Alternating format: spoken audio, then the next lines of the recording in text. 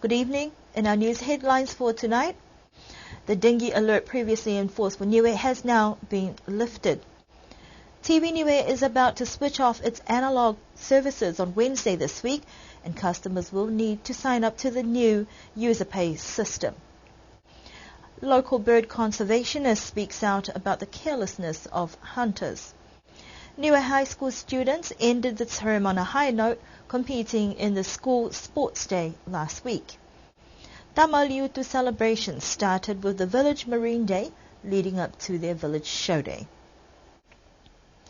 After 28 days from the last confirmed positive dengue case, the Niue Health Department has now lifted the dengue alert period for Niue.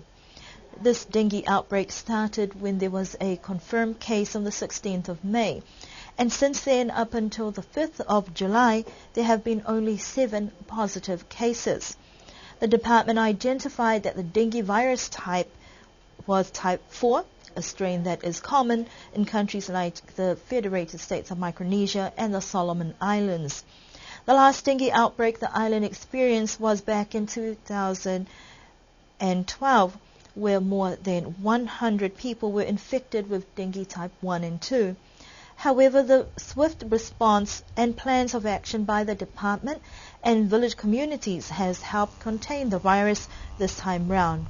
The health department is also thankful to the community for their efforts to destroy mosquito breeding places and the general spread of dengue fever in Niue.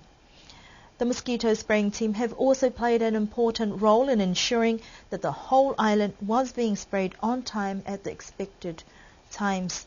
Although the dengue alert has been lifted, people are reminded to continue with cleaning programs because mosquito-borne illnesses remain on the increase in many Pacific Island countries at this present time.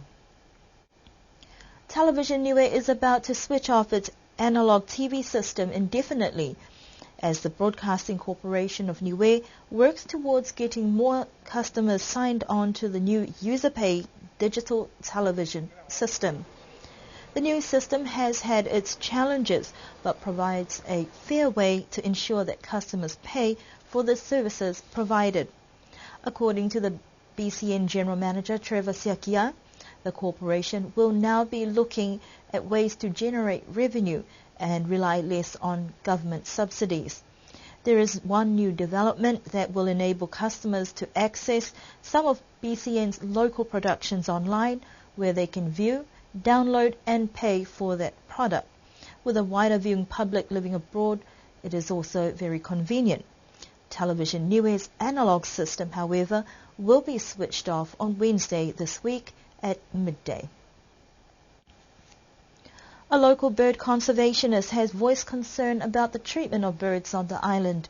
Mr. Kulasea has been part or the point of call for most people who find injured or sick birds for many years now since Cyclone Heta in 2004. And he is starting to see a trend where people appear to be shooting birds for sport. According to the regulations of the Department of Environment, there is a penalty for people that shoot birds during off-season. This week, a white-tailed tropic bird, locally known as the tuaki, was dropped off at his home as it was left for dead on the side of the road in Hakupu. According to the Environment Department, there are penalties against those who purposely harm birds, and Mrs. plea is to be mindful not to shoot these birds who are a necessary part of the ecosystem. Last Friday, Niue High School's annual sports day proved eventful as students competed in athletics and field events on behalf of their house teams. The first event for the day was the March Pass in order of placings from last year, and Langakali team was the first up, setting the scene for the other teams to follow. This year's theme highlighted the importance of the local vernacular, moving forward with Wangahau Niue, and as such, teams were required to put together a routine incorporating local chants and dances in Wangahau Niue. During the opening formalities, students were encouraged to put forward their best effort for their teams and to apply elements of good sportsmanship, not only in sports, but throughout their learning. There were formal speeches by the principal of Niue High School, Charles Ioane, the New Zealand High Commissioner, Ross Ardern, and Minister for Social Services, Billy Talangi. The marching judges had their work cut out for them because each of the teams brought a great amount of passion and skill to their chants and displays, but it was Poor Team who came out on top for the marching. Kiato and Moya were tied for second, and Langakali settled for third.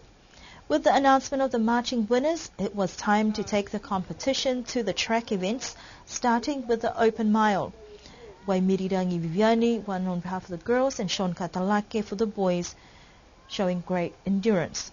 There were several track events like the 100 meters and 200 meters with some breaks in between for field events like discus and shot put, javelin, before there was coconut bowling and sika throwing and the 4x100 relays.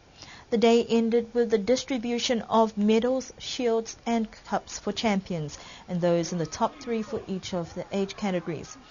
For Year 7 champions went to Kailele Katalake and Annalisa Niholo and Chadson Siakmutu for the boys. Year 8 champions, Chasal Mukuya and Owen Tasmania. Year 9, Vanessa Ringamoto and Richard Siatanga. Year 10, Leilani Lui Ikiua and Kefutoa Siatanga. The senior champ, that's inclusive of years 11 to 13, went to Washina Jackson and Kameha Harding. For the heptathlon events, champion went to Selina Tongatole, and for the decathlon, Andre Kofisi. The overall result at the end of the day revealed that Poor Team were on top this year by a wide margin, and the sports day was the end to Term 2, finishing on a high note for students who are now on a 2-week break before they return to school for Term 3. Alofi South community started their activities leading up to the Village Show Day with a Marine Day program on Saturday. Kalauni Sea Track was crowded with more than 25 Vaka participants and at least 10 boats launched off at the wharf. There were also plenty of fisher folk on the reef, starting from the wharf all the way down to a Mano track. And due to the changing tide times, the Village Council opted for fishermen to commence fishing at midnight up until 1 p.m. on Saturday.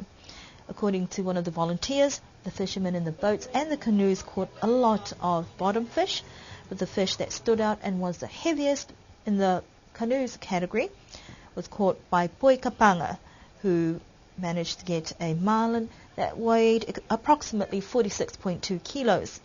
Clifford Marsh got the prize for the most and the heaviest bottom fish, and the Marine Day ended on a high note with a prize giving down at the Kalauni Sea Track.